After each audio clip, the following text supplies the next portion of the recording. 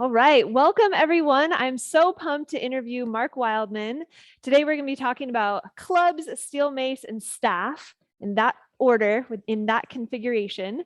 And we're talking about this just to kind of key you guys into some really cool things that are happening in the FlowShala Virtual Studio, the steel mace, staff, and clubs workshop that's coming up in July, as well as our Steel Mace Vinyasa teacher training. But you're still going to learn a ton by just listening in. So if you're curious about these modalities, listen up, grab something to take some notes with, and we're going to get right into it. So Mark, tell us a bit about why we combined steel mace in the center, clubs, and staff into one workshop. We made this workshop to kind of try to fill some holes in training.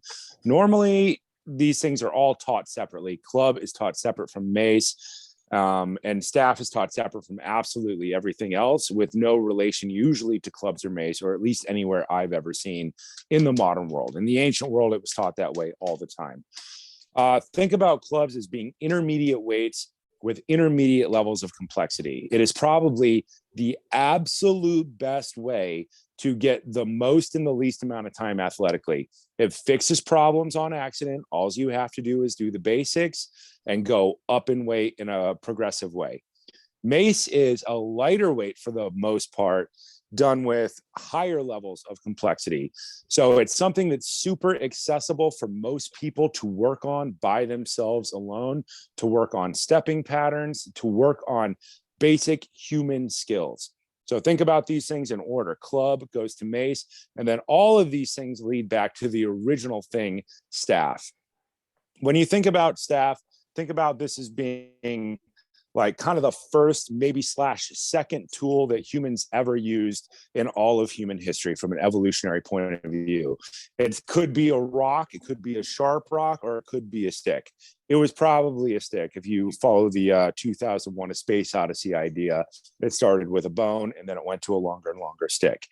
These things are all related to each other, but they're not often taught that way. So what we did was we made a seminar where we teach them in series and we repeat the training method over and over and over again to tap into a neurological training trick to try to convince people to be better athletes in the least amount of time. There's a bunch of neurology shoved in here and a bunch of primitive movement ideas, but we combine the ideas of heavy club swinging, of mace, of staff, and of yoga all together in what we call OODA loop drills: observe, orient, decide, act, which is a way of getting people to do something. It's a programming drill that we're trying to repeat over and over and over again to get people to do some base human athletic movements very, very well in a short period of time. So it's a giant nerd idea because me and Summer are nerds. We took all the nerdy things we could think of and shoved it into the most efficient possible learning technique. And we made a club mace staff seminar, mostly because it's fun. Side effect is it's good for everybody on the planet. Yeah, we just had our first one here last April, and we decided to do another one because it was so well received. We definitely reached our capacity in the studio. So I encourage you, if you're considering signing up, just go to FlowShala website. It's under workshops tab. I'll probably put the link here in the YouTube as well. Describe, who is this training for and why do we create it? This training is for absolutely everybody because every human on the planet shares the base level of programming physiologically. The lowest part of our brain is all generally the same. This idea that we do with staff, we start with staff, which is not how it's normally taught. Normally you start with like club or mace and then go to staff. We're doing it the exact opposite because we're trying to do a learning technique where we convince people to do the most basic human things, put something in front of you, and then learn to hit objects as hard as possible. Anybody could do this. I think everybody should do this. I don't care. Anybody who's an adult, let's say an adult, no 8-year-olds at the seminar for the most part, because they are big weapons, tend to be swinging pretty fast, and it does move pretty quickly. But anybody who's an adult, and we would prefer if you had done some club and mace previously. If you haven't done it, start doing it now. The shock load on the hands is what the limiting factor for most people is. But because of the way we designed the seminar in cycles, We don't beat any one idea to death. We do a little bit of one idea and then we do them in series and then we start the whole idea over again. Everybody should do this seminar. And I would like to personally see this seminar expand much further into much bigger groups, because I think this is a very good core athletic idea. And, I think everybody should do it. Yeah, I'm definitely pumped about expanding the staff fighting, because that's definitely the thing that limits you. We're in a 2,500 square foot studio, but we're bringing the staff portion outside into this giant sort of industrial lot. You've probably seen some of our content out on YouTube. So we're going to be staff fighting in the gravel, in the rocks, rain or shine, and then we'll come back in and do some steel mace and club and staff work as well. I think that's going to be super fun, going out into the gravel and changing from a hard level surface to a surface that slides when you push off on it is going to be a whole nother level of teaching people how to walk in the natural environment.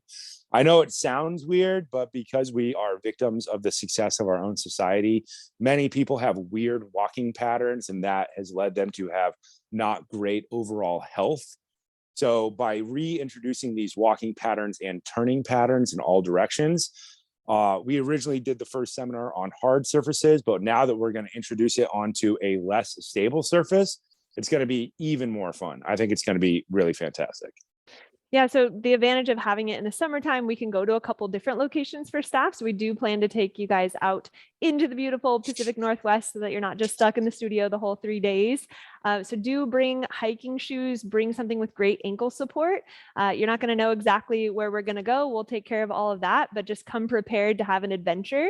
And we might even be able to have a swimming dip at the old watering hole of the quarry. Hint, hint, wink, wink. If you know what that is, you know. If you don't, you'll know soon. That's all you need to know. So what's the flow of the Friday through Sunday experience? We bring people in on Friday night. So normally this would be like a Saturday, Sunday idea, like a 2-day idea, but we decided to pull out some of that time and put it on Friday night, just so that people can get an introduction and we create more mental space and time. There's a big mental trick that we're doing inside of this training where we immediately start with mace, and then we immediately start with staff, OODA loop, observe, orient, decide, act drills. Then we go to mace, then we go to club, then we go back to staff. We want to get that first learning cycle in on Friday night so that people can sleep on it. The more they sleep on it, the faster that they're going to adapt. And then we repeat that learning style for both Saturday before lunch and after lunch, and Sunday before lunch and after lunch. This allows us to create the most experience points, if you want to think of it like that, in the athlete's mind. It allows them to learn in the absolute fastest way. So think staff, mace, club, staff. Staff, mace, club, staff. Staff, mace, club, staff. Staff, mace, club, staff. We're trying to recreate this learning experience over and over and over again. Yeah, it's a very nerdy trick, but it works super, super, super well for getting people to adapt more quickly. And this is not the kind of seminar where you like sit around and think about things or like dialogue or talk, or it's really just go, go, go. Mark teaches his segment. It's generally 60 minutes to 75 minutes at the most. And then we get like a 5-minute transition break where we're grabbing new apparatus, we're grabbing staff or mace or whatever the next tool is, and we're going right into it. So in that way, I think it really holds your attention because you're going from thing to thing and you're just rapidly absorbing all of this information into your body and really getting into flow state the whole entire time. And there's a lot of trust built because you're swinging staff with your partners, and sometimes you might nick a little hand or something. You got to create that trust. And I personally saw when people came in with no experience in staff, a huge transition from Friday to Sunday. It was like by Sunday afternoon, as we were wrapping up the seminar, they were full on warriors, just like going for it with the bags and everything. So yeah, I'm just really excited to be able to hold that space for people. I think it's a great skill. I mean, the whole point is to create a life-changing experience. And we're going to get super nerdy, and it's kind of the hero of the thousand faces is kind of what this learning model is based on. If any of you are super duper duper nerds, you know what that means. That's what George Lucas based the whole concept of Star Wars on, because it's a repeated narrative throughout all of human history and around all of storytelling. We're creating these little micro learning experiences, and then we repeat them. And then as we cycle through and change partners, you have to learn to adapt to new things over and over and over again. And essentially, we're having you go away, you're leaving your home, you're coming to a place, you're meeting up with people, and we're building in a little bit of a hero's journey / warrior's journey into the entire concept of the learning idea. And then by the end of Sunday, the whole idea is that you will be never able to forget the experience, and it will have altered the literal structure of your brain for the rest of your life. We are that nerdy, but that is what we're doing. There's so many ideas shoved into this learning loop. This is how nerdy we are. We're nerds. Sweet. Well, thanks for that breakdown. Other question, I'm kind of answering FAQs because I get a lot of similar questions. So one question I often get is, how should I train for it? Do I need to be like completely proficient in steel mace or clubs or have any experience with staff? How do I train for it? You should definitely do clubs and staff. I have a two-handed mill squat heavy club program with 3 levels and 15 moves. You should start doing that immediately. You mean clubs and mace? Because most people don't have staff, clubs. so they should be doing clubs and clubs. mace. Okay. They should be doing clubs and mace. Cool. So what you should be doing is like my mill squat program. It's on strongandfit.com, I believe. Look up Mark Wildman, Strong and Fit Mill Squat program. And you should do Summer's program, which is Steel Mace Vinyasa, which is time under tension metabolic conditioning based on the most useful movements that humans do. Your hands are usually the limiting factor in your ability to swing things. So most people's shoulder joint, their hand, their grip, their elbow, and their core, those are the things that need to be worked. You should work them by doing exactly what you need to do ahead of time. And you should probably start doing that, 4 to 5 days a week, alternating between heavy club and steel mace and going back and forth to prepare yourself. When you start doing staff right away, you're going to notice that all the movements in staff are pulled directly from heavy club and steel mace. You will end up naturally doing stepping patterns directly from steel mace vinyasa. There's the reason Summer programmed it in there, and there's a reason we designed the staff portions of the training in the order that they're designed. We start people from standing, then we start people walking, then people will start to step back, then they will start to step forward. As they get more confident, they will end up in the asana poses that Summer coaches in steel mace vinyasa. But the limiting factor for people is their hands. Staffs are light, but you are going to be doing thousands and thousands and thousands of reps. So you need to make that staff feel light by working with both club and mace ahead of time. So prepare for it by doing exactly what you should do. I have a couple of videos on staff drills, but they require 2 people. They're on my YouTube channel. I think that there's 10 of them. We could make 100 of them because you end up doing about 100 of these drills during the seminar. We just put a couple of them up on YouTube last year because it was a fun topic to talk about. But it's a huge, huge, huge topic. But think limiting factor, most likely your hands and your just overall endurance. So start training now. Yeah, and if you want to get your own staff, you can buy just a wooden dowel from the hardware store. You can also buy a special type of staff that Mark will tell you about. What's the type? Yeah, we use cold steel training staffs. They're about 5 feet tall. They're made out of polypropylene. You would just search cold steel training staff. And we use those because you cannot destroy them. How many staffs did we go through in the last? We went through about 40 at least. 30 or 40 staffs. Yeah. By the end of the weekend. We shattered them. By the end of the weekend, everybody broke at least 3. So eventually we'd like you to invest your money in something that you actually cannot physically hurt, no matter how strong you are. But in the beginning of the training, we start with things that can break because we want people to learn when things break and what to do when things break. That's a whole nother little hidden layer of psychology shoved in there. And we want the staffs to break instead of people for the first 2 days. If you have your own cold steel staff or baseball bat, bring them. Wrap a chunk of tape around the corner or burn your initials into the corner or something, so that it doesn't get mixed up in the big pile of stuff that will be there. But that's what we eventually want people to use. Cold steel, unbreakable polypropylene training staffs and baseball bats. I think they have And 5 different lengths of baseball bat. We'll have all that equipment here. We definitely have limited space in this seminar, so definitely enroll and get yourself onto the list soon. My other question was about why is this workshop relevant right now? This is always a fun one. We all know that the world went kind of interesting in the last 2 years with the onset of a global pandemic, and kind of the world has kind of shifted. The mindset has shifted everywhere in the world. I think that the time for bodybuilding and all those other things that are based on aesthetics is kind of drifting away. And we should all kind of be moving back towards these basic human movements that people should be really, really good at. As much as I love bodybuilding and bodybuilding exercises, bench press does not prepare you to turn left very quickly. It just doesn't. That's not what it's designed for. This type of training prepares you to walk well, to swing things, which is the most basic level of the human experience.